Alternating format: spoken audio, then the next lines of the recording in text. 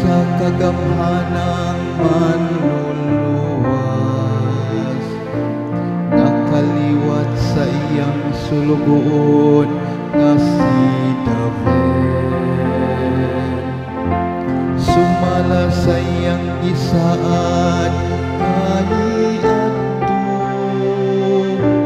pinagi sa iyang balaang propeta.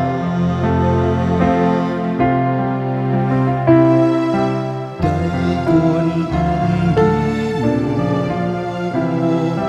Ginoo, Diyos ni Israel, kay iyang giduaw ang iyang lungsod. Kaluwasan gikan sa atong mga kaaway,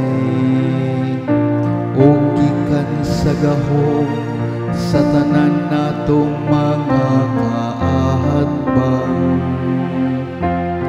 Nagpakita siyang kaluoy sa atong mga katigulangan, ug nahinumdom sa balaang kasabutan nga iyang gihimo.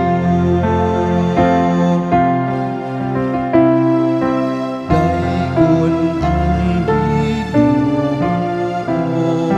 Diyos ni Israel, kay iyang giduaw ang iyang lungsod.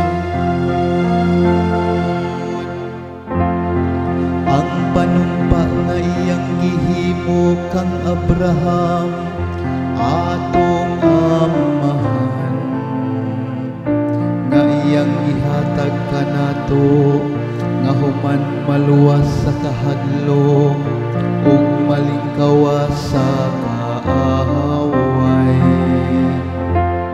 Mag-alagad kita kaniya sa tibuok natong kinabuhi,